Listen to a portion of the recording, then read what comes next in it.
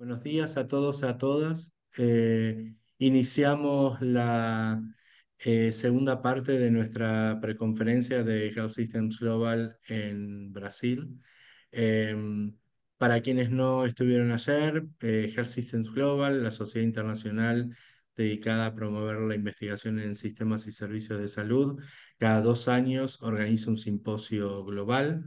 Empezamos en Montreux hace ya unos 12 años y a partir de eso tuvimos eventos en Beijing, Ciudad del Cabo, Vancouver, Liverpool, Dubái, virtual y Bogotá. Este año, en octubre, noviembre de este año, vamos a tener el evento presencial en Nagasaki, Japón, y en función de eso, desde la silla regional de Health Systems Global, que vengo ocupando desde allá hace ya 7 años dentro del board de la sociedad, impulsamos los debates a nivel nacional y subregional.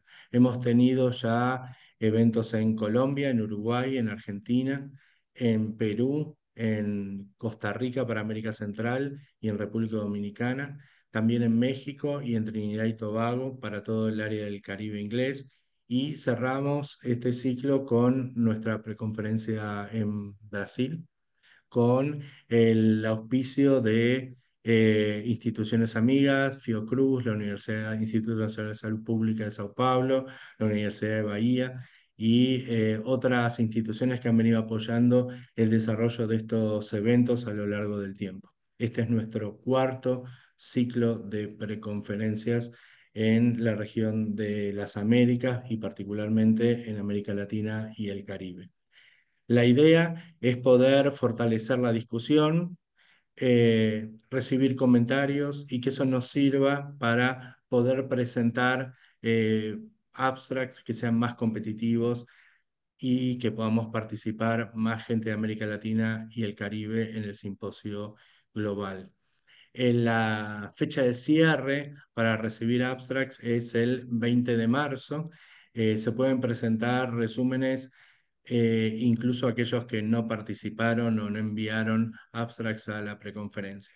Lo que estamos haciendo en este evento es, a partir de un comité científico que se organizó por gente residente o que trabaja en Brasil, es elegir un grupo de trabajos que son aproximadamente 26 trabajos, 16 se presentan oralmente y hay un área de pósters que ustedes pueden disfrutar de ellos en el break y van a aparecer expuestos durante el periodo del break en sus pantallas y aprender un poco entre nosotros de lo que los otras están haciendo y poder fortalecer los espacios de intercambio.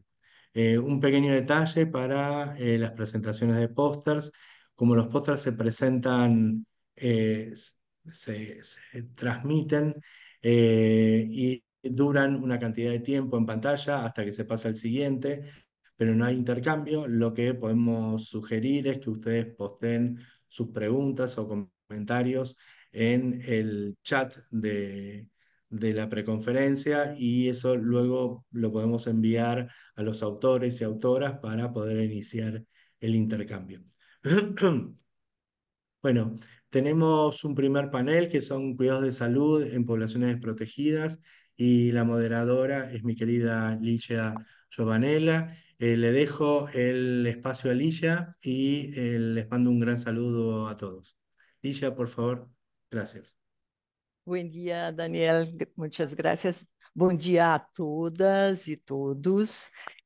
Para essa mesa agora com a apresentação de 4 trabalhos, né, que é uma atividade preparatória para o 8º Simpósio Global sobre Pesquisa em Sistemas de Saúde, né? E é bom frisar que é em sistemas de saúde e não apenas em serviço de saúde, porque se está preocupado, então, com a construção de sistemas universais, né, que possam enfrentar, no lema desse congresso, né, construir sistemas de saúde justos e sustentáveis, centrados na pessoa e na proteção do planeta. Então, essa nossa mesa de agora, ela é muito importante nesse sentido, porque ela trabalha, então, cuidados em saúde e populações desprotegidas. Nós vamos ter 4 apresentações, e a primeira será, então, sobre desafios de, de percalços na vida de imigrantes residentes na cidade de São Paulo durante a pandemia de Covid-19. Teremos como apresentadora Maria Lançotti Sampaio, e é uma pesquisa da Universidade Federal de São Paulo e da Faculdade de Ciências Médicas da Santa Casa de São Paulo. A segunda apresentação será, então, do ambiente aos sistemas de... Opa, tá certo? Na sequência? Sim. Do ambiente aos sistemas de saúde, a influência dos setores ambientais e socioeconômicos na ocorrência de arboviroses. Será apresentada por Thalita Farias Correia, são pesquisadores da Universidade Federal da Bahia e da Faculdade Independente do Nordeste, a FAENOR. E a nossa terceira apresentação será, então, indicadores de nascimento em crianças indígenas na Amazônia brasileira, com uma apresentação da Adriana Thuringer, né? E são pesquisadores da Universidade Federal de Pelotas e da Fiocruz. E a quarta apresentação, mudanças climáticas e seus impactos no acesso aos serviços de saúde em municípios rurais e remotos do Brasil, com uma pesquisa realizada, né, pela Fiocruz e pela Universidade de São Paulo, e a nossa apresentadora será a Mândia. Então, a gente vai passar agora a palavra, que tem 15 minutos, né, para Maria Lançotti Sampaio, que vai apresentar desafios e percalços na vida de imigrantes residentes na cidade de São Paulo durante a pandemia por Covid-19. Cada apresentador tem 15 minutos, e quando faltar uns 2 minutos, daí eu vou dizer, faltam 2 minutos para finalizar. Ao final das 4 apresentações, nós teremos chance, então, de dialogar entre nós mesmos aqui e responder as perguntas que aparecerem no chat. Então, peço também que todos fiquem atentos às perguntas do chat. Então, com a palavra, Maria, você pode se apresentar rapidamente e começar. Bom dia, gente, a todos. Queria dizer que eu estou muito contente em estar aqui hoje, nesse dia de troca de conhecimentos. Eu sou Maria, sou doutoranda da Unifesp, vim da UFBA, do IMS, então fico muito contente também em encontrar colegas do IMS aqui na mesma sala. Bom, e hoje eu vim representando meu grupo de pesquisa apresentar o trabalho que a gente vem desenvolvendo, intitulado Desafios e Percalços na Vida de Imigrantes Residentes na Cidade de São Paulo durante a pandemia por Covid-19. E acho que temos que acrescentar aqui também e processos de resistência. Bom, diferente daquela conversa inicial da pandemia, de que estávamos todos no mesmo barco, a gente tem visto que a pandemia afetou de maneira diferente os diversos grupos sociais. E dentre esses grupos, parte importante dos migrantes internacionais, em especial aqueles em condição de migração forçada, e aqui a gente inclui também as pessoas que migraram em decorrência da pobreza extrema. Eles foram fortemente afetados pela pandemia por Covid-19 e constantemente negligenciados nas respostas globais de enfrentamento. O Brasil está inserido nas rotas de migrações globais sul-sul, especialmente com o endurecimento das políticas migratórias do norte global. E São Paulo, contexto da nossa pesquisa, é um município que tem atraído migrantes de diversas nacionalidades. Então, de acordo com os dados do OBMigra, no período de 2013 a 2022, o município contabilizou 197.277 migrantes internacionais residentes no município. Foi também o primeiro município do país a implementar a política municipal para populações migrantes, antes mesmo da nova lei de migração no Brasil. E aí, frente a esse cenário, nosso objetivo foi analisar as repercussões sociossanitárias da pandemia de Covid-19 na vida de imigrantes internacionais residentes aqui no município de São Paulo. Essa pesquisa é uma pesquisa qualitativa que integra um projeto maior que a gente faz parte, que é intitulado Acesso à Saúde e Vulnerabilidade de Imigrantes Internacionais no Contexto de Disseminação da Covid-19, uma pesquisa interinstitucional em rede colaborativa. Ela é coordenada pela professora Denise, aqui da Unifesp, pelo professor Cássio Silveira, da Faculdade de Ciências Médicas da Santa Casa, aqui de São Paulo. Ela tem um financiamento da FAPESP e do CNPq, e ela é conduzida em 6 estados, né? Então, Amazonas, Mato Grosso, Minas Gerais, Paraná, Santa Catarina, São Paulo, e a gente tem 3 consultores internacionais que prestam discussões aqui conosco. E ela foi aprovada pelo Comitê de Ética aqui de São Paulo, da Unifesp. Bom, então a gente é representante, uma parte dos representantes do grupo do Núcleo de São Paulo, onde a gente vai trazer os nossos dados. Então, aqui em São Paulo, a gente fez 20 entrevistas em profundidades com 4 grupos. Então, 14 dessas entrevistas foram feitas com migrantes internacionais, advindos do Haiti, da Venezuela e da Bolívia, que residiam em São Paulo. E as outras 6 foram com atores que têm uma atuação direta no campo das migrações. Então, fizemos uma entrevista com representante do Poder Público, da Coordenadoria de Políticas para Migrantes e Promoção de Trabalho Decente, da Secretaria de Direitos Humanos, representantes de ONGs que prestam atendimento, prestam trabalhos a grupos de imigrantes internacionais, e um profissional de saúde. Como ela é uma pesquisa com financiamento e com outros estados participantes, o número de participantes ele foi definido a priori em concordância com os outros pesquisadores. A nacionalidade dos migrantes foi selecionada pela expressividade e a importância histórica no município. A seleção ela se deu pela rede de contato pessoal dos próprios pesquisadores que atuam como ativistas pró-migração e também a partir da indicação de outros sujeitos migrantes. E dos outros atores foi a partir do lugar estratégico que eles ocupam. Então, junto com as entrevistas, a cada entrevista a gente fez um diário, um pequeno diário, com uma contextualização situacional, trazendo também as trocas ocorridas e a percepção dos entrevistadores, o que oportunizou uma aproximação dessa realidade vivida pelos nossos interlocutores. A categorização foi com base nos pressupostos de Strauss e Corbin, e a análise a gente está fazendo, em processo de análise, sobre o eixo teórico interdisciplinar na perspectiva das migrações transnacionais. É bom aqui, é só para vocês visualizarem, primeiro, o perfil dos nossos interlocutores, por entender que a pandemia afetou também de maneira distintas, né? Uma distinção de gênero, a gente buscou aí fazer uma divisão para dar voz também às mulheres. E aqui ao lado foram as localidades no município de São Paulo que a gente realizou as entrevistas, por entender também que os diferentes locais em São Paulo têm redes e territorialidades bem peculiares, então a gente realizou a entrevista em vários locais da cidade, então desde comunidades nos extremos da cidade até a região central ou outros bairros considerados mais tradicionais e que têm uma forte presença desses grupos de imigrantes.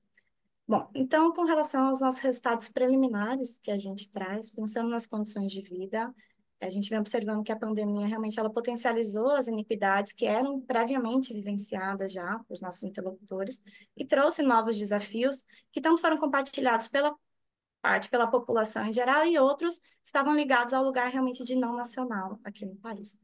Então, a pandemia teve um impacto central na inserção laboral, na própria manutenção dos postos de trabalho dos nossos interlocutores. Então, eles vivenciaram um cenário de bastante desemprego ou aumento da precarização do trabalho, o que propiciou um risco maior de adoecimento e morte por conta do Covid, e ainda a exploração da mão de obra, especialmente no setor têxtil. Um outro ponto evidenciado, e é muito ligado também à questão laboral, foi a dificuldade em manter moradias. Alguns dos nossos interlocutores sofreram despejos, inclusive, após as entrevistas, outros que já estavam mais organizados, mas vieram de experiências em situação de rua. Alguns outros estavam vivenciando condições insalubres, né, ou dividindo casas com um número grande de famílias, o que dificultava aí o isolamento, o distanciamento social. Um outro ponto foi a dificuldade no envio de remessas financeiras, tanto pela questão laboral, mas também pelo fechamento das agências de envio para o exterior, que não foram consideradas serviços prioritários, e o fechamento das fronteiras, que também dificultou a mobilidade e a proximidade com os familiares. Um outro ponto elencado na pesquisa foi a seletividade no acolhimento, nas possibilidades de inserção, de determinados grupos de imigrantes, e aí muito atravessado pelo crivo racial, que atuou como um operador de desigualdade. Então, principalmente os migrantes negros relataram as situações importantes de racismo que atravessaram a condição de vida e a inserção deles.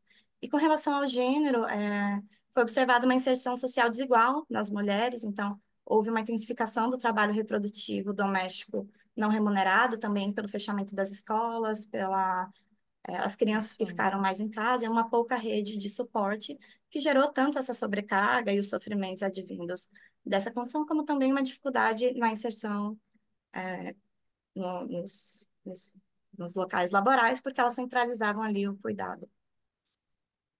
É bom, apesar das dificuldades, a gente colocou aí a foto de um local do campo, né, que marca a resistência. Acho que é importante a gente falar as importantes respostas e resistências que ocorreram nesse momento. Então, o engajamento comunitário entre os próprios migrantes e também em parceria com as ações e movimentos sociais, eles foram imprescindíveis tanto para viabilizar oportunidades de emprego, apoiar a regulação dos status migratórios, estabelecer laços afetivos, laços de cuidado, e favorecer a atuação em espaços de defesa e promoção dessas estratégias de atenção aos migrantes internacionais, e também a importância do acesso às políticas de transferência de renda, que foram imprescindíveis para o enfrentamento do cenário pandêmico, ainda que inicialmente tenham ocorrido algumas dificuldades para esse acesso, né? Seja porque as orientações estavam todas em português, ou porque inicialmente se pedia documentos brasileiros para que pudesse acessar. Então, depois de uma forte mobilização, isso foi solucionado, os nossos interlocutores conseguiram o acesso. Pensando na saúde, a existência de um sistema de saúde universal como o nosso SUS, ele foi imprescindível para a atenção em saúde, seja nos casos de contaminação por Covid, por outros acometimentos, seja pela oferta de vacinação. Então, a gente separou aqui a fala de uma das nossas interlocutoras, que ela fala que ela até ganhou um doutor que fala espanhol, ele conseguiu me orientar e explicar quase todo o sistema que eu tenho aqui, ao qual eu tenho direito e ao qual eu tenho acesso.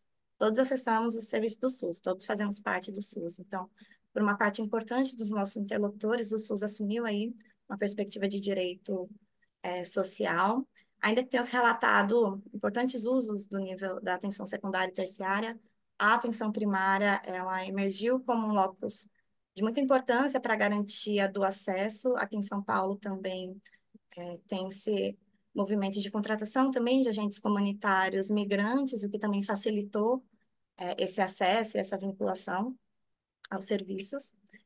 Bom, e apesar da importância do SUS, a gente tem ainda alguns desafios a serem superados, então as barreiras linguísticas, algumas situações de xenofobia, o próprio movimento que a gente teve aqui no país de notícias falsas, né, disseminação de notícias falsas, ele acabou gerando um distanciamento dos serviços de saúde, que passaram a ser compreendidos como espaço de mortes por alguns dos nossos interlocutores, isso acabou fomentando o medo, né, a gente tem aqui a fala de uma outra interlocutora nossa, né, falando sobre o medo do hospital.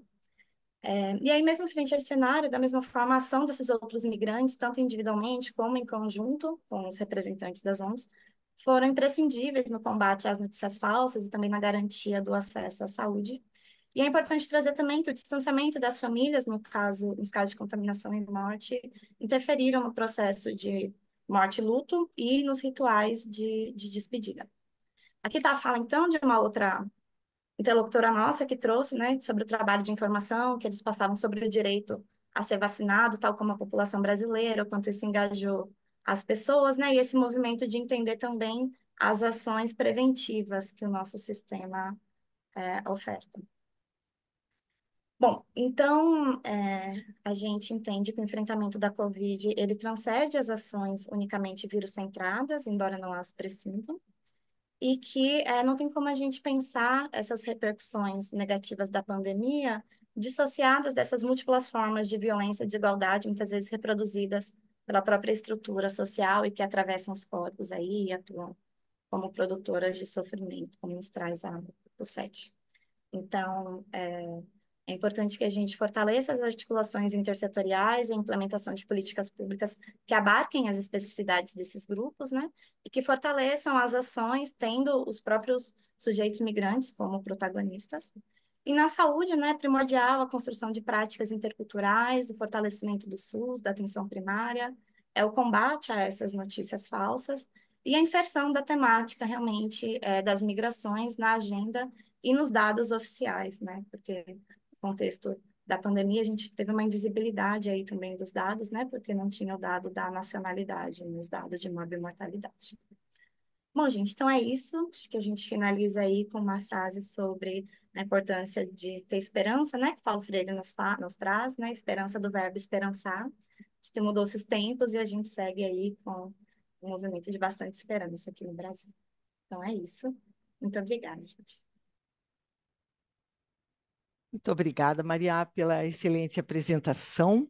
Nós vamos passar imediatamente a nossa segunda apresentação com a Thalita Farias e Correia, de uma pesquisa da Universidade Federal da Bahia e da Faculdade Independente do Nordeste, com o tema, então, do ambiente ao sistema de saúde, a influência dos fatores ambientais e socioeconômicos na ocorrência de arboviroses, um tema que está muito forte nesse momento, né, com a epidemia de dengue. Então, uma apresentação que também é muito bem-vinda.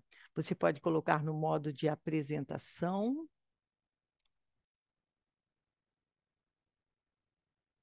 Muito bem. Todos conseguem ver? Sim. Bom dia a todos. Já acabo de falar meu nome, mas me apresentando mais uma vez, meu nome é Thalita. Estou representando, né, um grupo de pesquisa da Universidade Federal da Bahia, mais propriamente dito no Instituto Multidisciplinar em Saúde, no campus em Vitória da Conquista. O trabalho que vou apresentar hoje, ele faz parte de um trabalho maior, né? Ele é um recorte de um projeto maior, os determinantes sociais em saúde e arboviroses, coordenado pelo professor José Patrício, que é, então, nosso orientador. Então, o trabalho que vou apresentar é intitulado Do Ambiente ao Sistema de Saúde, a influência dos fatores ambientais e socioeconômicos na ocorrência das arboviroses. Então, como Lígia também acaba de comentar, né, no momento, a gente está em um momento de alerta, né, em epidemia de arboviroses, mais precisamente de dengue em maior volume, no estado da Bahia. Dos 417 municípios, 43 estão em estado de alerta, em epidemia, né, das arboviroses. E dengue, zika e chikungunya são um grave problema de saúde pública e é um problema, um desafio, né, pela sua persistência de incidência de casos. Então, a persistência desses casos ela é relacionada, né, com determinantes de ordem climática, ambiental, de ordem social e econômica também, que não são fatores que não sozinhos, né, não determinam a persistência da doença, mas que são muito importantes para compreender o processo do desenvolvimento e da prevalência dessas doenças.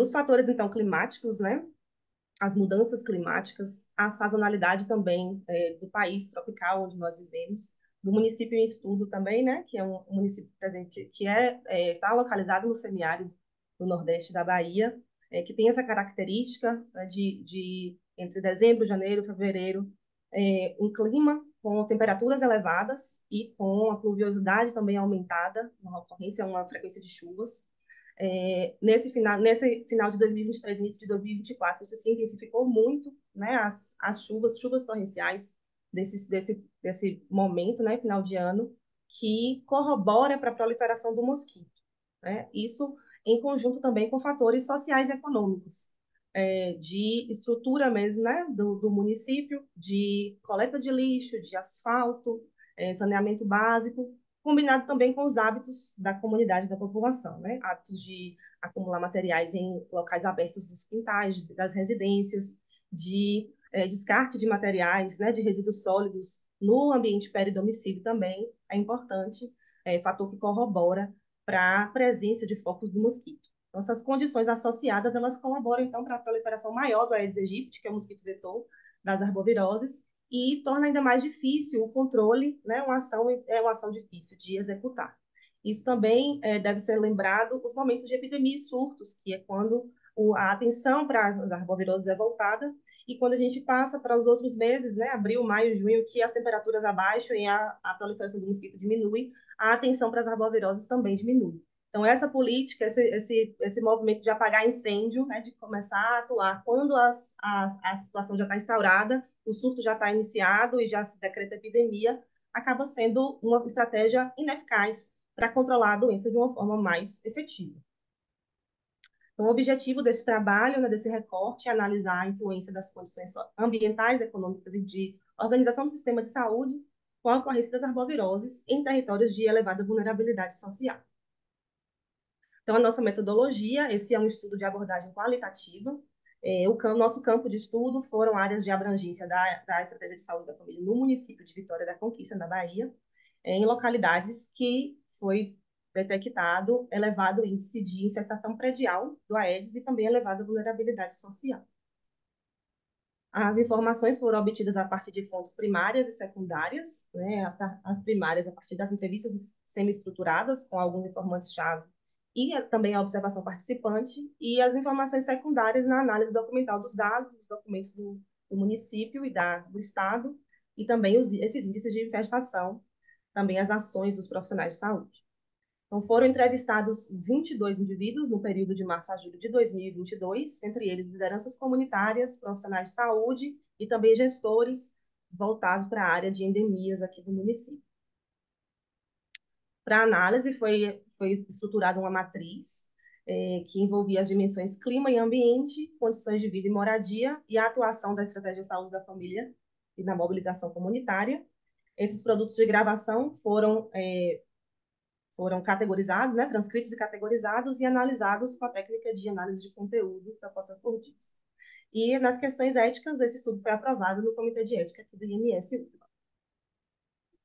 Então, como resultados, a gente consegue evidenciar, né, que o município, a gente percebe que é um município, entende que é um município localizado, então, na região do semiárido, que passa por essas questões, né, de baixos índices de pluviosidade, grandes momentos de seca, mas também tem essa irregularidade na distribuição das chuvas, com as temperaturas médias elevadas. Como eu comentei, nesse período de janeiro, fevereiro, é um período que as chuvas elas vêm em maior volume, e isso também não desprepara a comunidade, a população, né, para os seus reservatórios, os locais de acumulação de água quando a chuva vem. A gente sabe, entende que os ovos do mosquito Aedes eles ficam disponíveis em ambiente seco por mais de 450 dias.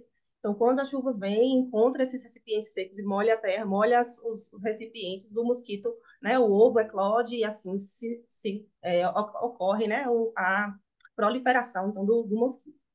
E nessas condições de pluviosidade, né, de chuvas irregulares, é identificado, então, o abastecimento de água intermitente.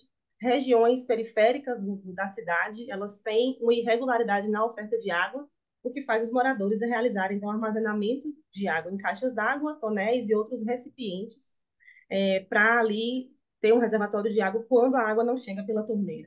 E isso mostrou, então, favorecer a oviposição do Aedes nesses reservatórios. Também se observou prática de armazenar água da chuva, ou água que se consegue de outras formas, né, naturais ou de outras formas, caminhão-pipa, armazenar essa água também para o suprimento necessário para armazenar, guardar e utilizar, e reduzir, então, o valor da conta de água. E é uma característica, uma questão socioeconômica que traz, e é um hábito também de comunidades aqui da região, e essa prática ela é danosa também nesse sentido quando o armazenamento de água ele é incorreto, né? Não, as caixas não são tampadas, os recipientes, né, que são vários baldes e recipientes abertos que causem essa proliferação do mosquito. Aqui é uma fala de um agente de endemias. Eles não perdem aquele hábito de deixar a água reservada. E a gente acha foco também. A gente acha foco, a gente trata, fala para eles e tudo. Mas aí no ciclo seguinte a gente volta lá e está tudo do mesmo jeito. Não tem esse hábito de manter sem foco do mosquito. Falando a respeito da comunidade e como eles se comportam em relação a essas águas armazenadas, né? Esse armazenamento dentro de casa. A gente também fala sobre a questão da atuação da estratégia de saúde da família nesse sentido, que é estar no centro ali do cuidado e estar próximo da comunidade como um local de saúde, com os seus agentes comunitários de saúde que estão dentro dos domicílios, né? Então, a atuação da estratégia de saúde da família é limitada para assistir, né, na assistência, na prevenção e também na vigilância das arboviroses. Como eu comentei no início, as unidades de saúde, né, as equipes de saúde, elas se movimentam muito no período de epidemia e de surto. Quando as doenças elas não estão em evidência, as ações de prevenção não acontecem. E essa falta de de atenção para as arboviroses ao longo do ano, e estratégias perenes que aconteçam o ano inteiro, acabam trazendo o ciclo da doença novamente quando as condições de clima, ambiente estão mais favoráveis.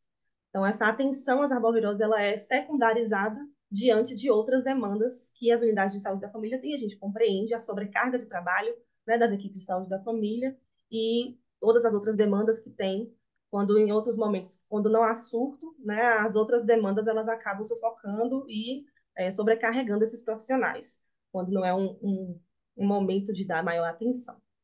A gente tem aqui uma fala de uma enfermeira. A gente aponta o dedo para o setor de controle de endemias, aponta o dedo para o paciente, a gente aponta o dedo para todo mundo, mas também falta isso, uma importância maior da nossa parte. A gente também negligencia também, enquanto profissional, a arbovirose. A gente também pode trazer a questão da mobilização comunitária, a participação da comunidade em ações, né? A gente observa ainda essa baixa mobilização da comunidade em ações sustentáveis no controle, na prevenção das arboviroses. E, casado com a falta de interesse da comunidade nesse tema, existe a ausência também das estratégias de educação ambiental por parte das equipes de saúde.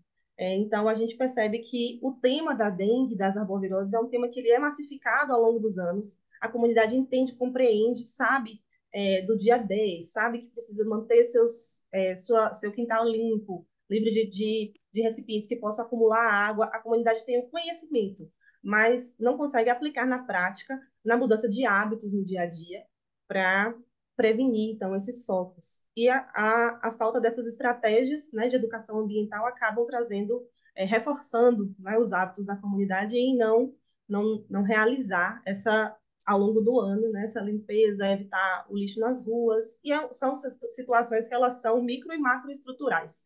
Tem questões que precisam envolver outros setores, não só a saúde, para conseguir resolver, sanar a maior parte dos problemas. Aqui temos uma fala de um agente de saúde. Em outros momentos, nós fizemos mutirões com muita gente, mas já faz algum tempo que a própria secretaria não faz esses mutirões, convocando os agentes de saúde e todas as equipes.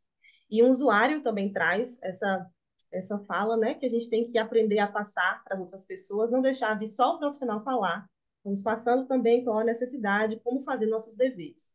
Então, conhecimento e entendimento de que é necessário ter essas ações se tem, né? Conhece os sintomas, conhece como é que se previne, mas falta a iniciativa prática, né, do fazer no dia a dia para prevenir. Então, como conclusões, a gente entende, né, que condições de vida, condições do clima, do ambiente podem influenciar na maior proliferação do mosquito Aedes. Tanto essas condições de clima quanto as condições das variáveis sanitárias unicamente, elas não explicam a heterogeneidade das doenças, mas são elementos essenciais para explicar a ocorrência das arboviroses.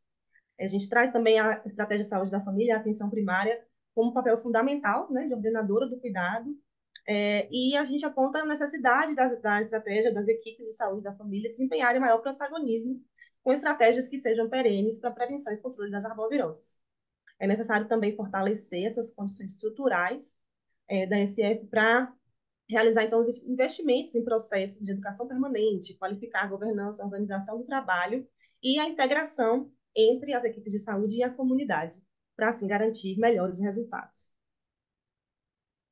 E é isso, agradeço a participação, aqui algumas de nossas referências, e muito obrigada.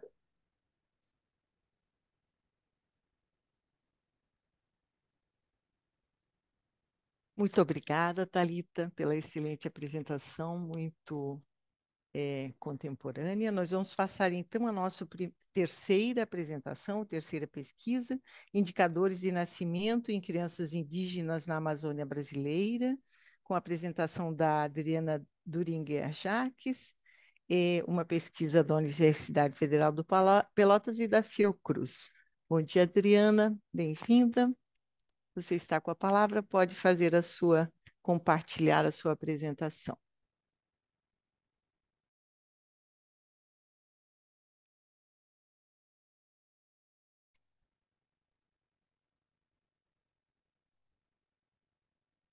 Muito bem, já estamos vendo, você pode iniciar.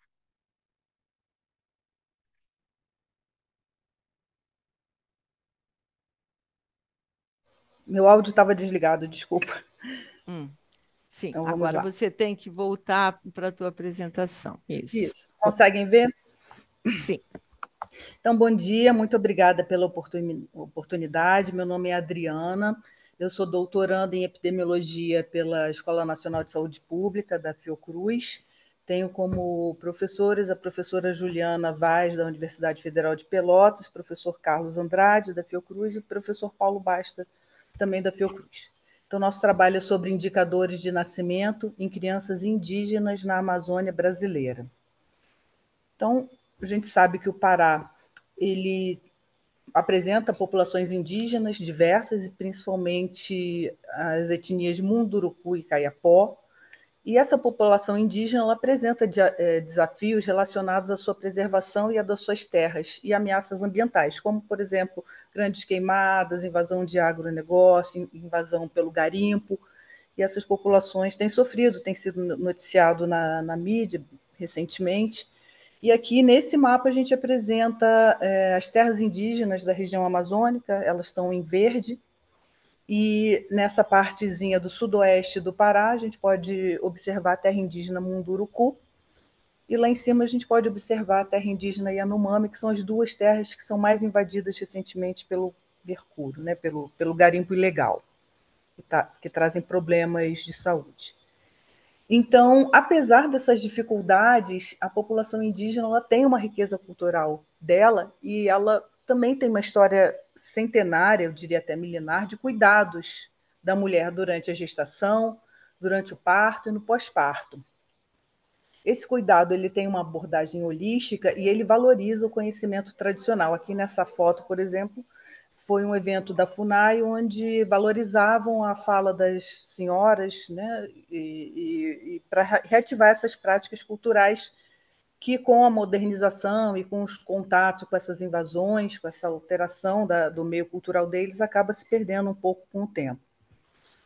Então, o objetivo desse trabalho foi avaliar os indicadores de cuidado pré-natal e nascimento através dos dados do SINASC, que é o Sistema Nacional de Saúde de Nascidos Vivos, ao longo de uma década, de 2011 a 2021, das crianças das etnias Munduruku e Kayapó, no estado do Pará.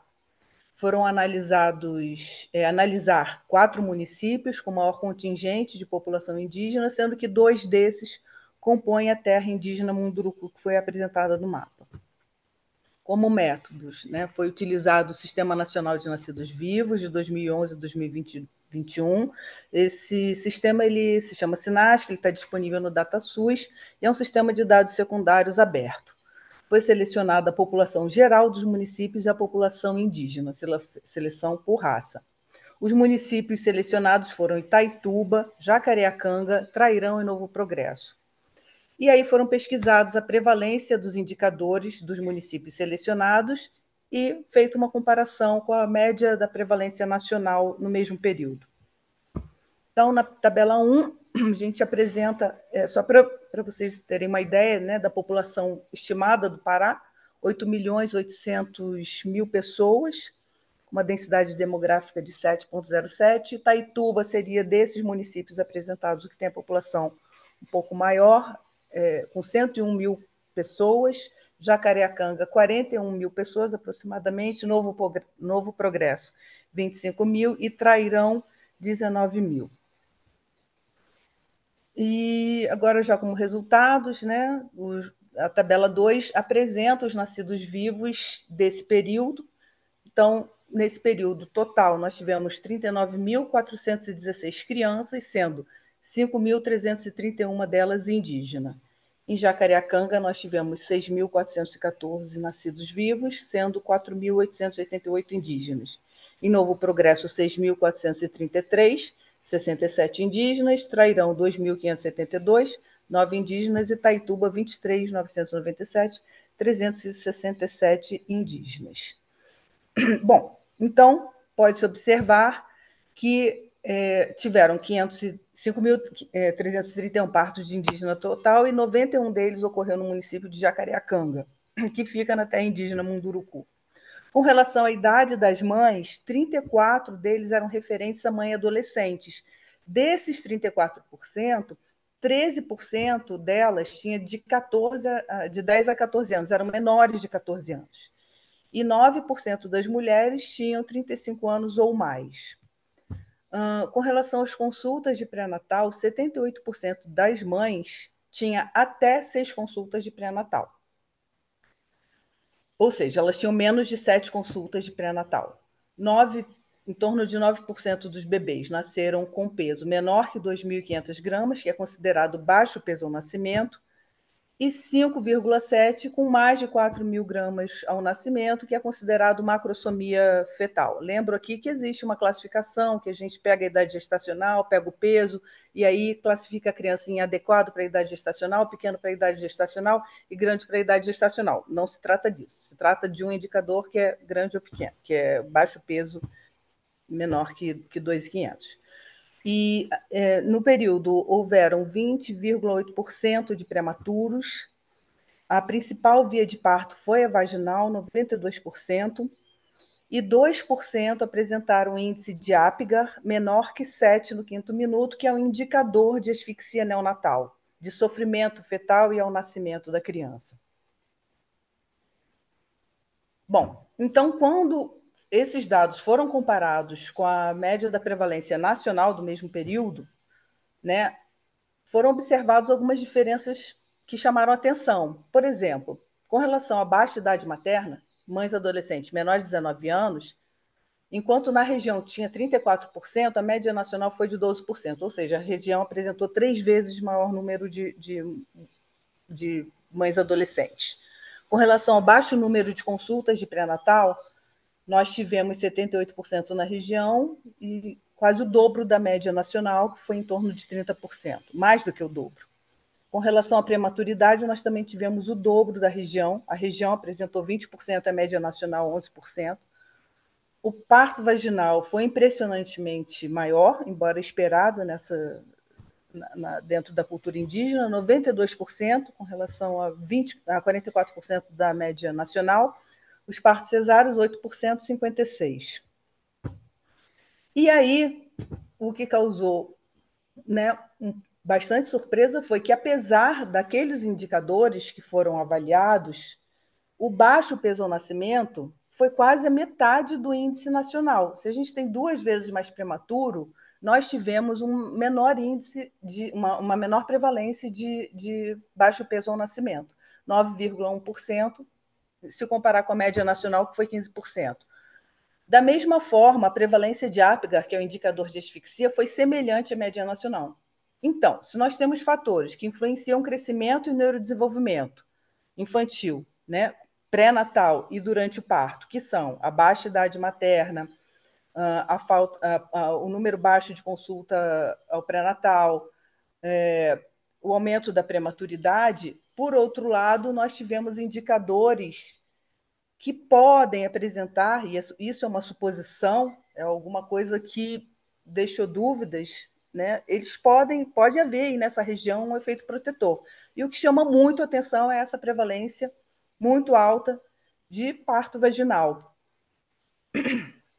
Pode ser que tenha alguma coisa, não sei, talvez esse nosso intervencionismo não é tão grande nessas populações. Enfim, e como conclusão, nós achamos que, apesar das limitações encontradas nos sistemas de informação utilizados, os resultados sugerem a necessidade de aprimorar a prestação de cuidados à saúde materno-infantil indígena, porque os indicadores mostram isso. Porém, deve-se levar em conta os costumes e práticas desses povos, porque tem alguma coisa aí que acho que a gente ainda tem que aprender com eles e deve ser valorizado, porque parece ter outro tipo de efeito que ainda está um pouco desconhecido.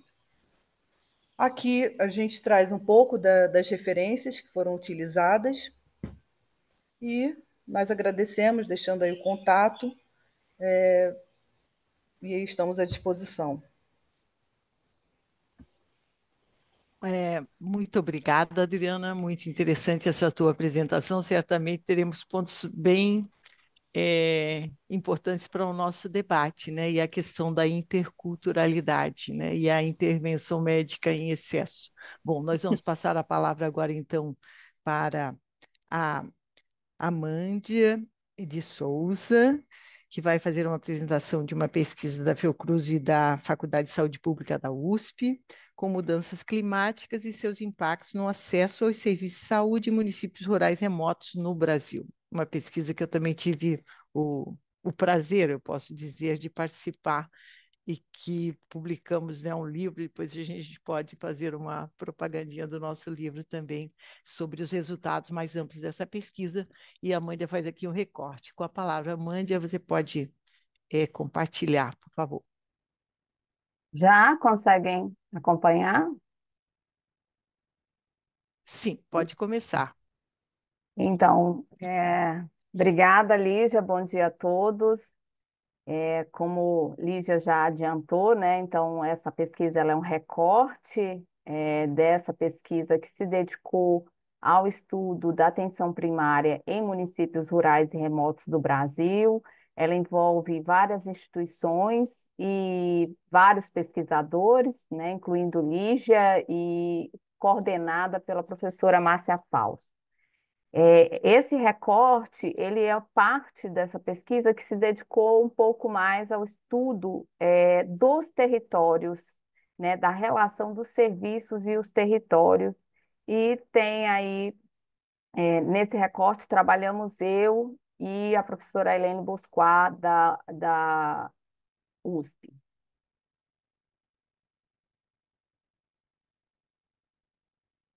Então, só para começar a falar um pouco sobre esse tema, a gente tem aí que as mudanças climáticas são maior ameaça à saúde pública no século XXI. E, entretanto, né, a gente ainda vê aí parece-me que correndo atrás do tempo, até mesmo as pesquisas, de que consigam, né, dar conta de metodologias que se aplicam e, né, que consigam trabalhar essa temática da saúde pública relacionada ao ambiente. Então, a gente vai ver isso mais forte nesse último período, né, assim, mais fortemente, mas a gente ainda tem muito a entender e ver qual é o papel, né, entender qual é o papel do serviço de saúde, dos sistemas de saúde, e como um todo nesse processo. Só assim, de forma geral, a gente tem que realmente as influências do clima, elas atingem, né, todos em todos os lugares, né? Mas uma coisa que já está dada dentro da literatura é que esse efeito ele é desigual e ele vai ter impactos diferentes dependendo do lugar, do recurso existente e do acesso às infraestruturas, né? Sendo que também já consenso na literatura que a vulnerabilidade, as pessoas que hoje já vivem em condições de vulnerabilidade são mais afetadas por essas mudanças. No que tange assim, as respostas para essas mudanças climáticas, a gente vai ter aí que considerar, então, em razão do que foi colocado, as questões socioeconômicas e os fatores locais da comunidade. São fatores essenciais a serem considerados, e dentro disso, dos fatores locais, como é o acesso ao serviço de saúde nesses territórios. Então, dentro disso, a gente fez um recorte buscando, essa pesquisa ela abrangeu tanto respostas de gestores, de profissionais e usuários, mas aqui a gente, nesse recorte, se dedicou a respostas dos gestores municipais de saúde, de municípios rurais remotos, quanto aos impactos das condições climáticas no acesso das pessoas ao serviço de saúde. Então, aqui, novamente, né, aí a gente realmente já tem várias produções aí do que foi feito nessa atenção, do que a gente viu dessa relação da atenção primária com esses municípios rurais remotos. Nessa pesquisa foram investigadas a atuação da atenção primária em 27 municípios brasileiros. E, assim, importante a gente falar um pouco também do que é essa classificação de rural e remoto, né? Uma classificação, de certa forma, recente, que foi feita pelo IBGE no ano de 2017, que levou em consideração aspectos que se relacionam tanto a quanto esse município ele se encontra próximo a um centro urbano, né? Também com relação à sua densidade demográfica e a população existente em cada um desses municípios. Então, a gente, dentro desses critérios utilizados pelo IBGE, a gente selecionou municípios que foram caracterizados como rurais e remotos. Aqui o mapa, né, que eu apresento foram desses municípios analisados na pesquisa. A gente tem uma concentração maior de municípios rurais remotos nas regiões norte e nordeste do país, e também na pesquisa isso não foi diferente. A gente se dedicou também, a maior parte dos municípios estão concentrados na região norte e nordeste, mas a gente também tem municípios aí que estão no centro-oeste e municípios que fazem parte do sudeste aqui no norte de Minas. Nesse estudo, a gente utilizou uma abordagem qualitativa, com foco na realização de entrevistas semi-estruturadas, e, especificamente para esse recorte, a gente se dedicou às questões que se relacionavam com as situações climáticas e o acesso das populações de serviço de saúde. Essas respostas, a gente buscou, fez uma análise de conteúdo com o uso do software MaxQDA, identificando o que esses gestores traziam com maior frequência com relação a esse tema. A gente teve que 54 gestores responderam às questões relativas ao clima. Dentre esses gestores, ou eram secretários municipais ou coordenadores de atenção básica. E um dado que já chamou a atenção da gente de cara foi que dos 27 municípios que participaram da amostra desse estudo, 24 deles tiveram ao menos um gestor que disse que percebeu situações climáticas que tinham como efeito o isolamento da população no seu território. Então, esse é um dado que a gente já considera relevante. E quando a gente vai ver quais foram as condições climáticas que provocam o isolamento da população, a gente vai ver que a maior parte delas citadas foram as enchentes, depois as secas do rio e também as chuvas intensas. Só para ilustrar, eu trago aqui algumas falas desses gestores, né? Então, assim, com relação a esse tema, a ponte de madeira nas cheias fica submersa. Outra fala também, na chuva, parte da estrada para a zona rural, que é muito arenosa, fica intransitável. Com relação aos impactos que são gerados devido a esses eventos climáticos, a gente vai ter na fala desses gestores,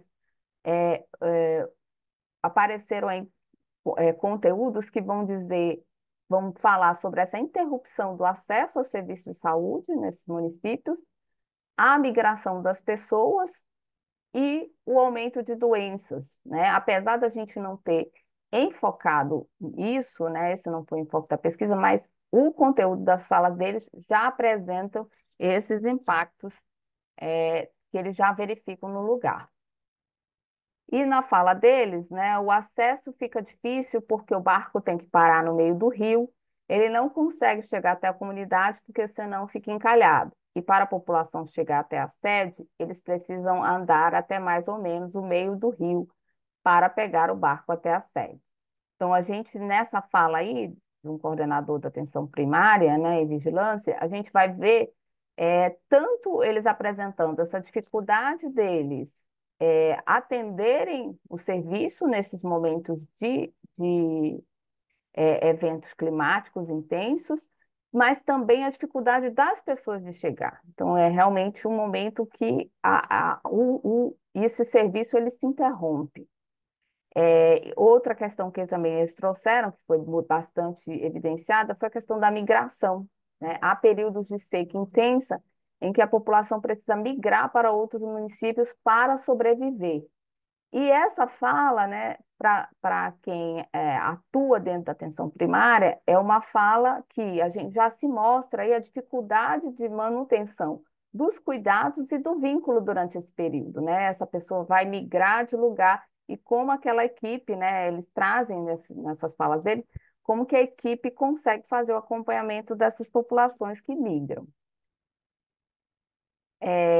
A gente também fez nessa investigação de um pouco do território, né, considerando a importância do território para, para o estudo de municípios rurais e remotos, a gente vai ter, fez questões onde eles levantou-se as especificidades das populações presentes nesses municípios e apresentaram-se populações ribeirinhas, indígenas, quilombolas, pequenos agricultores, pescadores, pequenos criadores de animais, assentados, migrantes, afetados pela construção de hidrelétricas e residentes em serras. Então, a gente vai ver aí, também corroborando com o que a literatura sobre as alterações climáticas vai colocar, é, que essas localidades muitas vezes são ocupadas por populações de minorias étnicas e também de populações que, ao longo da história, né, do próprio país, são exploradas, né, e com, vivenciando as situações de vulnerabilidade. Com os achados aqui desse estudo, né, a gente consegue trazer alguns tópicos para essa discussão, que eu acredito serem relevantes, que as áreas rurais e remotas no Brasil são áreas a serem consideradas nas estratégias do serviço de saúde para o enfrentamento das questões climáticas. Então, a gente vai ter, mesmo dentro da literatura, a relevância dos serviços de saúde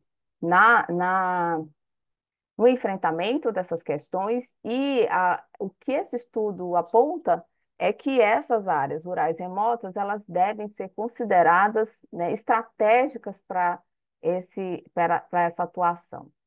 Outra questão que eu acho que fica presente também quando a gente vê a fala desses gestores é a necessidade dos serviços de saúde tornarem visíveis essas situações. E acho, dentro da literatura, esse estudo de Perry vai falar como que também dentro das questões climáticas, por serem uma discussão global, tendem nessa relação de poderes que existem, do que se tem como informação, a negligenciar, deixar invisível realmente onde algumas vezes estão mais sentidas as questões climáticas.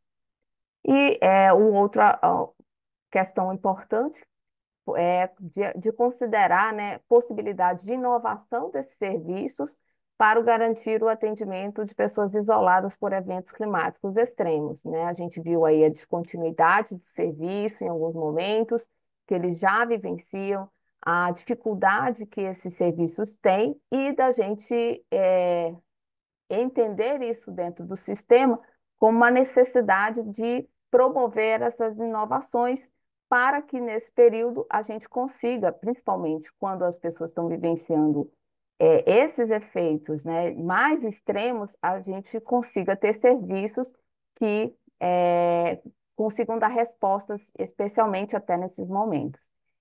Esse autor aqui, Nicholas, ele vai colocar, inclusive, que uma das inovações que devem ser consideradas como resposta dos serviços é a participação das pessoas para a construção dessas respostas. Entendendo aí algumas questões, né, a gente traz aqui algumas reflexões para a gente considerar, né? Então, se a necessidade de enxergar as diferenças na atuação dos serviços em um país continental nos ajuda na construção de um SUS mais equânime, a busca de alternativas e inovações para garantir o funcionamento dos serviços de saúde, ainda que em condições climáticas extremas, é um fator essencial para o enfrentamento das desigualdades. E esse estudo, né, sinaliza alguns caminhos que ainda não estão explorados e que necessitam ser temas para futuras pesquisas, né, considerando ainda aí a necessidade que a gente tem de se aprofundar nessa questão do serviço de saúde e as questões climáticas. Aqui estão algumas referências e só o agradecimento aí também da pesquisa que foi financiada, né, pela CAPES, pelo programa Inova Fiocruz. Obrigada.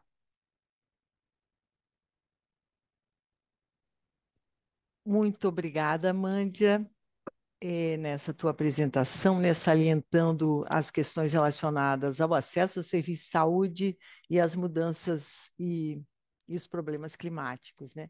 Eu gostaria de fazer alguns comentários na forma de algumas perguntas e também penso que vocês poderiam fazer, eu vou fazer assim na sequência, e aí eu penso que vocês também podem fazer uma pergunta umas para as outras, também pode ser bem legal assim para estabelecer esse diálogo. Eu acho que nós temos um tempinho aqui que dá para fazer umas 2 rodadas.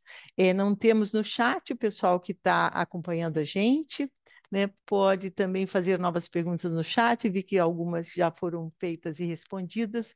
Então, eu gostaria de fazer algumas. Primeiro, parabenizar todas vocês pelas apresentações muito claras e bem organizadas, né? Em temas que são muito importantes para a garantia do acesso.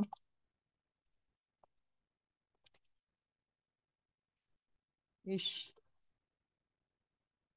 eu tinha colocado aqui para parar o timer para as apresentações.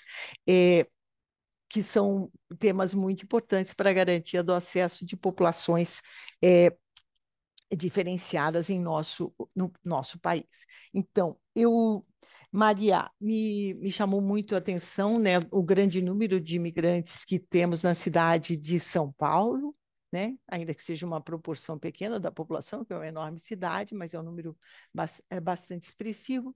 E o que é, tenho curiosidade um pouco, se você pudesse relatar um pouquinho sobre essa política municipal para acesso aos serviços de saúde dos imigrantes da cidade de São Paulo. Acho que isso é uma coisa bem interessante e o que fica claro no teu trabalho, né, porque tem uma característica no Brasil que é essa possibilidade do acesso no SUS. Uma pessoa estrangeira, mesmo que ela não tenha residência legal no país, né? Todas as pessoas, mesmo os turistas, podem ser atendidos aqui de forma gratuita nos serviços de saúde. Contudo, você tem sempre barreiras, né? E você reforça a questão da barreira, né?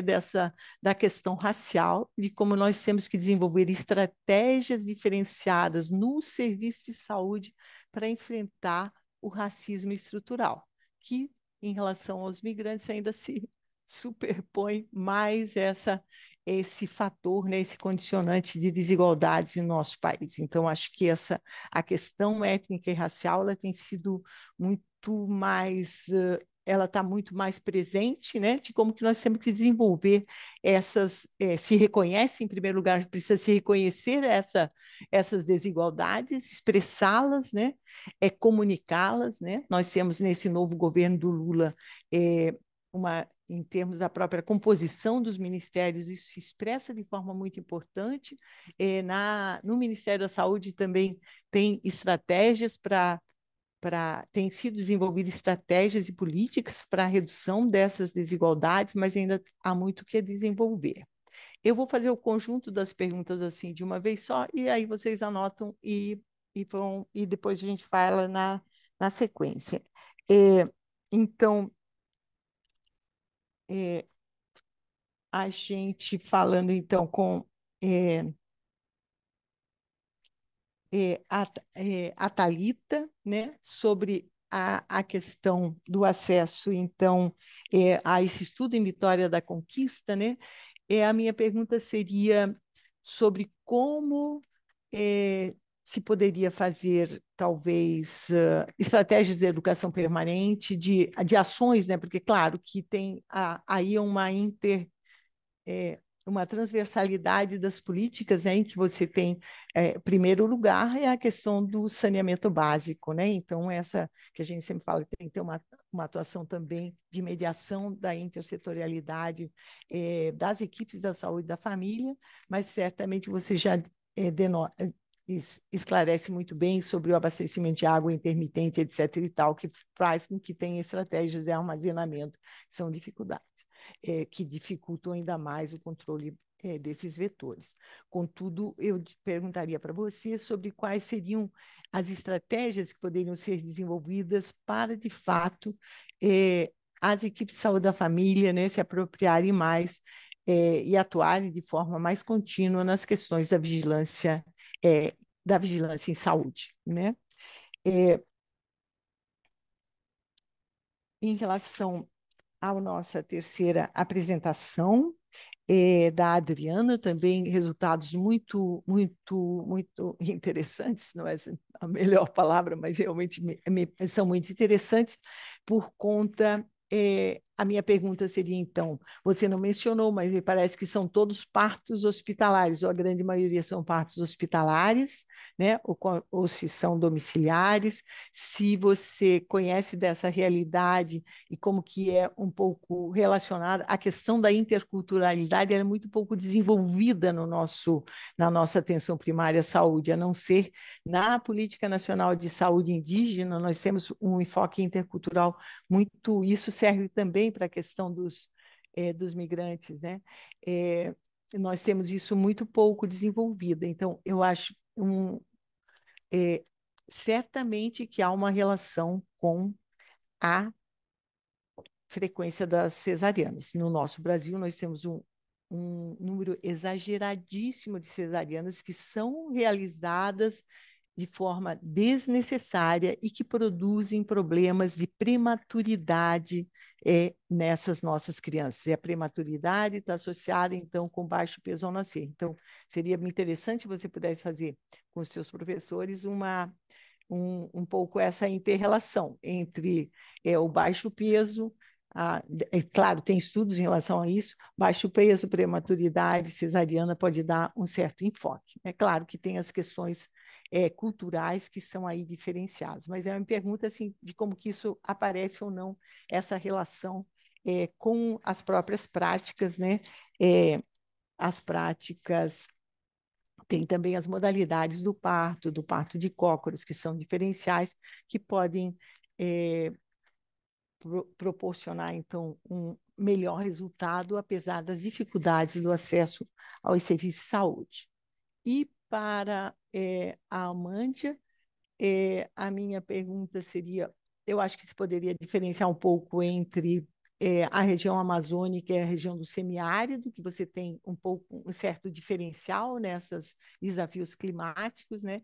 E quais estratégias poderiam ser melhor desenvolvidas. Penso que se você for apresentar um resumo para o Congresso, também poderia destacar um pouco mais a questão das unidades básicas de saúde fluviais, né, que você menciona, mas não explicita claramente a sua atuação e de como mesmo essas unidades básicas de saúde fluviais, que são importantes para o acesso para as populações ribeirinhas, nos momentos de seca, se torna mais difícil esse acesso, né, e quais são as estratégias que desenvolve.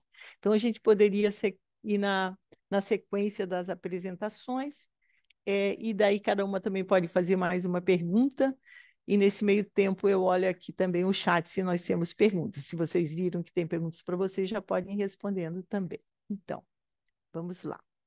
Eu acho que eu Maria, começo, né? beleza. Eu. Assim, uns 5 minutinhos, né? Nada muito longo, tá bom? Acho Não mesmo. sei Bom, se Daniel também tem perguntas. primeiro eu queria agradecer, gente, agradecer, Lígia, pelas colocações. Bom, então, com relação à lei municipal, aqui em São Paulo, ela foi promulgada em junho de 2016, implementou, então, a primeira política municipal para as populações migrantes internacionais no país.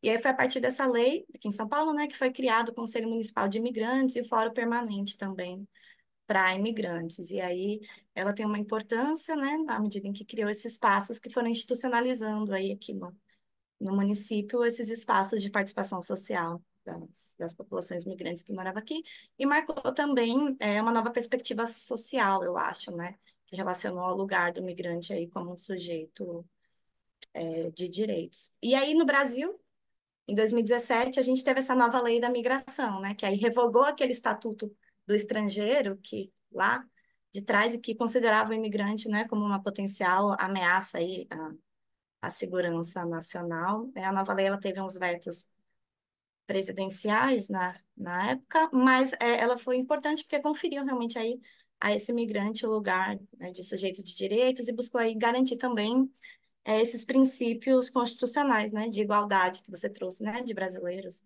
e não brasileiros, se orientou muito pelo princípio de não criminalização e discriminação da migração, do reconhecimento dos direitos humanos, né, etc. E que é importante também porque ela foi numa tendência contrária, né, essas crescentes tendências que a gente tem visto de criminalização das migrações aí no âmbito é, internacional. E concordo plenamente com você, assim, né, o racismo ainda é algo que a gente tem que caminhar muito ainda, né? No caso dos migrantes, eles trouxeram bastante essa dupla estigmatização, né? De migrante já, que já era considerado um risco à saúde pública, principalmente nesses contextos de pandemia, a gente viu pelo próprio posicionamento, né, do governo, que vetou aí a entrada dos migrantes venezuelanos de uma maneira mais incisiva do que os outros grupos. E aí, aliado a isso, a gente tem aí o racismo. Então, é um duplo desafio, realmente. E aí, na nossa pesquisa, a gente não teve acesso a alguns grupos, mas eu imagino que fosse importante também a gente pensar, né? Por exemplo, migrantes LGBTQIA+, né? Assim, acho que tem outras populações também que valeriam a reflexão, mas que aí realmente a gente não conseguiu, assim, englobar. Muito obrigada. Thalita? Achei interessante, professora, que a sua pergunta foi a pergunta que me fizeram durante a defesa, né, do mestrado, de onde surgiu esse recorte dessa pesquisa. E se você fosse a enfermeira da unidade de saúde, então, o que que você faria? Então, o que que o profissional que está na ponta vai fazer, deve fazer, de diferente do que acontece hoje, né? Então, os estudos que falam sobre educação em saúde, que falam sobre mobilização comunitária, trazem a questão do empoderamento do indivíduo, do ator que é a pessoa, o cidadão, né? A pessoa que vive na comunidade. As estratégias hoje, elas são muito voltadas para o ensino, né? Para a sala de espera, o panfleto e a culpabilização dos indivíduos, né? A gente sabe que todos os atores responsáveis nesse ciclo aí em relação às arboviroses têm a sua parcela de responsabilidade, mas a culpabilização do indivíduo traz para ele um sentimento que não de que alguém deve resolver, que seja o governo, que seja a gestão, mas não traz para o indivíduo o senso de responsabilidade. Então, a estratégia seria colocar o indivíduo como ator principal, né? E trazer, a partir da comunidade, quais as necessidades voltadas para a arbovirose aquela comunidade tem. Então, não adianta eu chegar para trazer alguma proposta em relação a materiais recicláveis, a acumuladores, se aquela região ela não tem esse perfil, essa característica. Para trazer a comunidade para levantar seus próprios problemas e a partir do conhecimento, do entendimento daquela comunidade, eles poderem agir em relação ao problema. Também é uma questão, como eu trouxe na apresentação, da estratégia ser durante todo o ano, né? Tanto por parte de gestores, para mobilizar seus profissionais.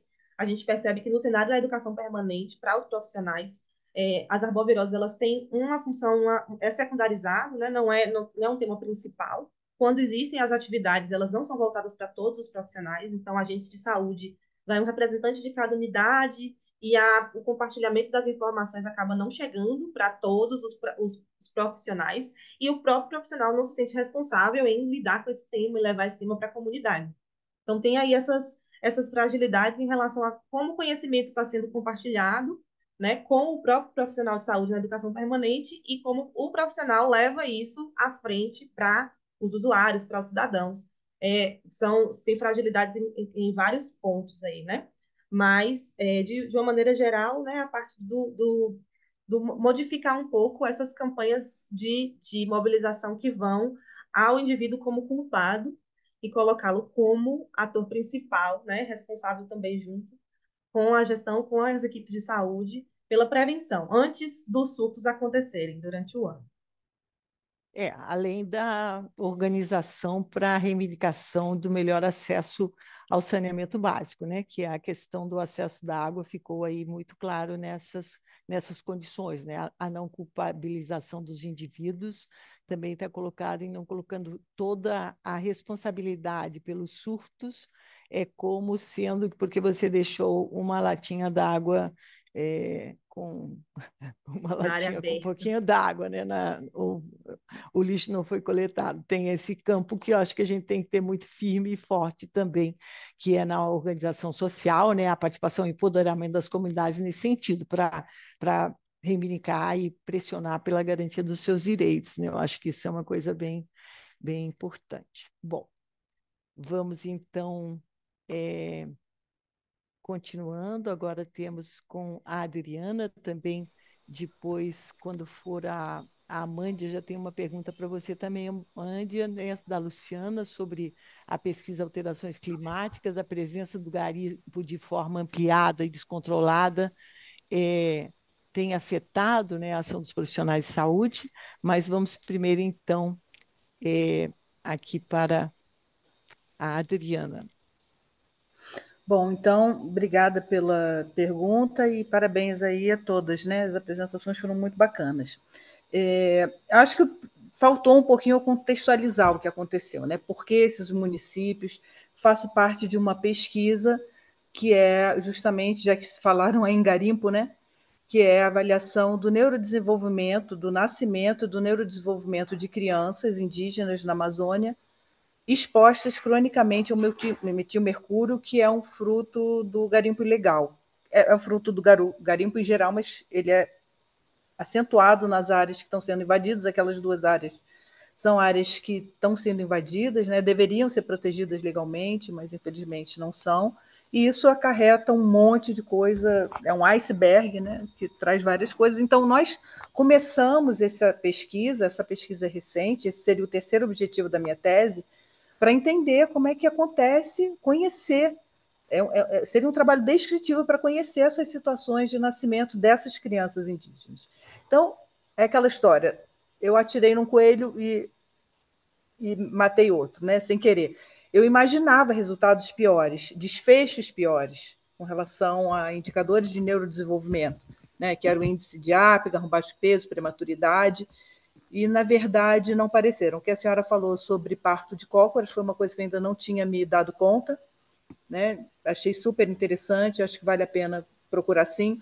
O local de ocorrência desses partos, a maioria não é hospitalar, eles acontecem muito domiciliares ou na aldeia. Eu acredito que seja assim, ele não entrou como indicador, como variável a ser pesquisada nesse pequeno resumo que nós mandamos, mas pelo que eu já andei vendo, ele é mais ou menos 50% domiciliar barra aldeia, e esse município de Jacareacanga, ele tem uma maternidade, né, que é onde ocorreram a maior parte dos partos, muito precária, e existe uma maternidade regional em Itaituba, onde essas crianças são encaminhadas, caso necessitem. Outra questão que eu revi várias vezes para ver se eu tinha errado em alguma coisa é como é que estão esses dados. Isso é dado de declaração de nascido vivo, então os dados estão lá, eles não foram inventados. Eu já perguntei para a equipe se eles, porventura, pesaram essa criança depois, né? Alguns dias depois do nascimento, elas falam que assim que nasce uma criança, mesmo que seja na aldeia ou domicílio, essa criança é pesada, o mais rápido possível. Então, eu acho que eles estão muito próximos da realidade. E o dado que eu tenho maior falta é o índice de Apgar, e que não chega a 20% de falta do dado. Talvez ele esteja aí entre 13% e 15%. Né? Então, são essas coisas aí que, na verdade, eu acho que estão para ser discutidas e compreendidas melhor do que trazer alguma conclusão de fato. Né? Eu concordo com o que a senhora falou também sobre a Política Nacional de Saúde Indígena, é um subsistema que precisa ser reavaliado, precisa, acho que ser... eu até tenho medo de falar isso, mas precisa ser mais qualificado, precisa oferecer outras alternativas, além da assistência, e nós precisamos aprender com ele também. E com relação à pergunta da Luciana sobre a violência sexual indígena, a única coisa que eu posso falar, que eu já estudei até agora nessa população, é que o garimpo ilegal ele trouxe, sim, violência, trouxe maior uso de álcool, inclusive DSTs para a região. Isso é o que eu sei. Agora, com relação à prática deles, é um novo mundo, ainda não domino tudo, aliás, não domino quase nada. Estou aprendendo junto com os professores e com o grupo de pesquisa, e foi um resultado, a senhora falou interessante, eu diria surpreendente, me surpreendeu muito, também achei interessante, e é isso. Muito obrigada e parabéns às amigas aí que participaram. Agora, eu queria só perguntar para a Mândia, você apresentou, eu vi lá Jacareacanga na sua apresentação, né? Queria que você falasse um pouquinho sobre isso. E parabéns, Thalita e Maria, super interessante tudo, viu? Obrigada. O que você pode também considerar, Adriana, bom que você contextualizou a tua pesquisa, né? A questão da subnotificação dos nascimentos. Pode ser que tenha um diferencial. Então, pode ser que você tenha resultados mais positivos notificados do que os negativos que não foram notificados, mas você poderia investigar um pouco sobre essa subnotificação, no Mas caso. com relação a qual dado, qual índice? Aos Qual deles? nascidos vivos, subnotificação de nascidos vivos.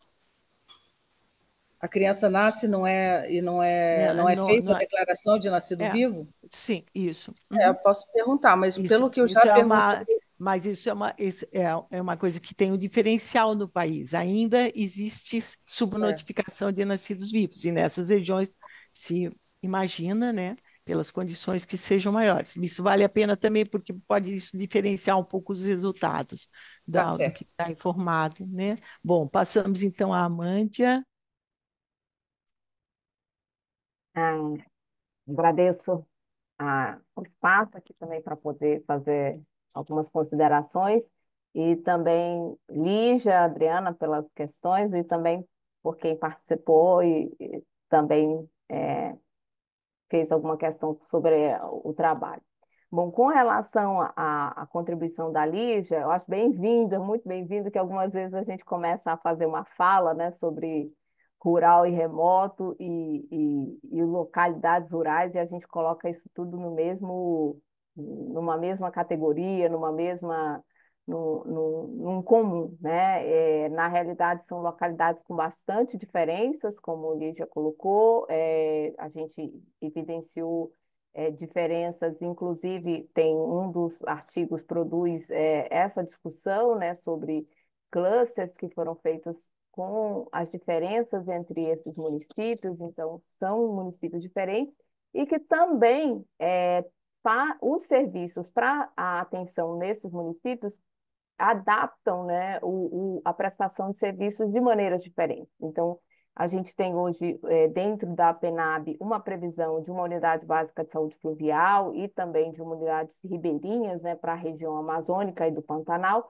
mas a gente vai ver, quando a gente mergulha nesses universos que são os rurais remotos, uma série de adaptações e uma série de funcionamentos dos serviços inclusive com predomínio do deslocamento da equipe até as localidades, né? Em comum, elas têm essa questão de uma densidade demográfica menor nesses municípios e também de uma geografia que necessita de adaptações, né? Então, isso realmente exige do serviço. Muito bem-vinda a contribuição da Lígia para a gente evidenciar essas diferenças também, que eu acho que são relevantes. E quando a gente está falando da unidade básica de saúde fluvial, existe essa questão, né, durante a seca das unidades não conseguirem alcançar essas populações, isso a gente evidenciou dentro da pesquisa, e alguns meses em que essa unidade ela fica sem prestar o atendimento.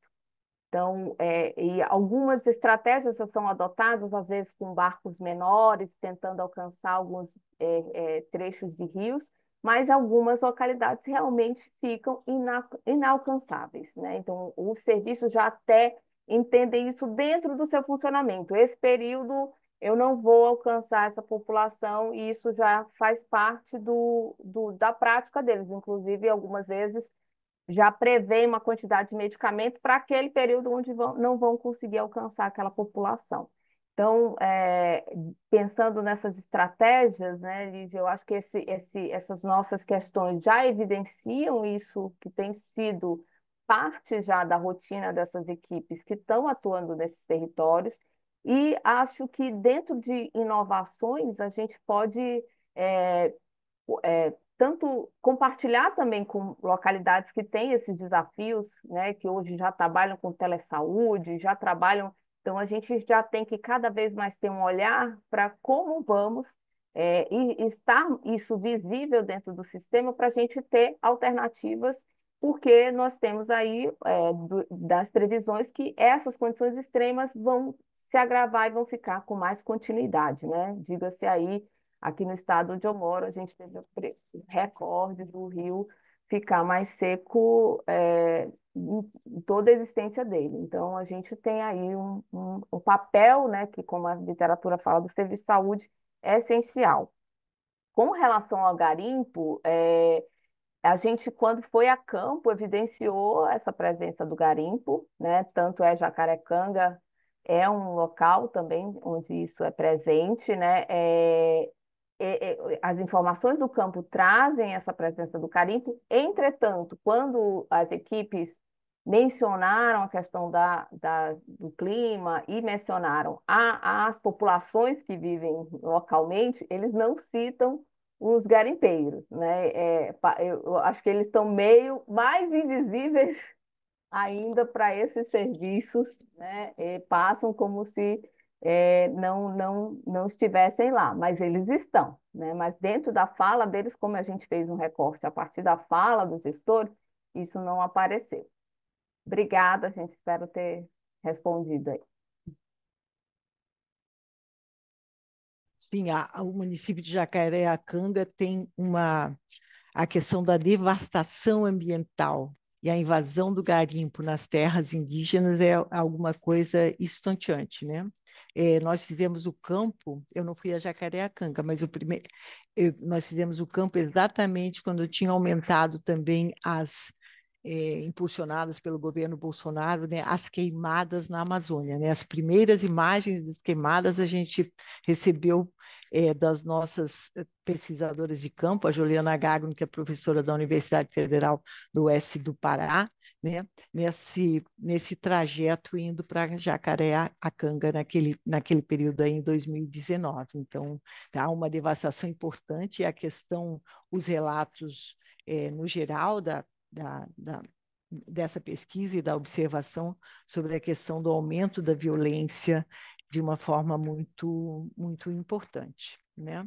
Também a violência sexual em relação às mulheres, com relatos de usuárias. Bom, eu não sei se Daniel quer fazer alguma pergunta, No, algum me parece comentário. muy interesante. El comentario que tengo es que me parece muy importante lo que se está trabajando en estas poblaciones desprotegidas y más en estos tiempos que estamos pasando en la región. Así que me da mucha alegría poder aprender de los proyectos que se presentaron, que son claramente prioritarios para cualquier estrategia de atención primaria y de cobertura en los sistemas de salud de la región. Es un gran aprendizaje y les agradezco muchísimo. Por mi lado, quedo em, a disposición para poder colaborar en lo que quede para que se puedan presentar los trabajos en Nagasaki, pero también para poder continuar generando una red de investigación en sistemas y servicios de salud, incluso identificando posibles espacios de colaboración entre países que están trabajando estos mismos temas de población rural, de pueblos originarios, eh, y, y me- y poder involucrar los temas de ambiente que se vuelve cada vez más urgente. Así que muchísimas gracias a todas, a María, a Mandia, a Adriana, a Talita y a Ligia por este panel súper interesante y los invito y las invito a que sigan en la preconferencia. Ahora vamos a tener un break hasta las 11:30, donde van a poder ver los pósters que están expuestos durante este break, y después nos encontramos nuevamente a las 11:30 para para el último panel sobre experiencias de gobernanza en salud, que va a moderar eh, Sebastián Tobar. Así que, bueno, muchas gracias, Ligia, y un gusto verte nuevamente. Nos Muito vemos en un obrigada. rato. Adiós. Muito Bye bye. obrigada a todas. Parabéns. Tchau, tchau. Tchau. Obrigada. Tchau, tchau, gente. Obrigada.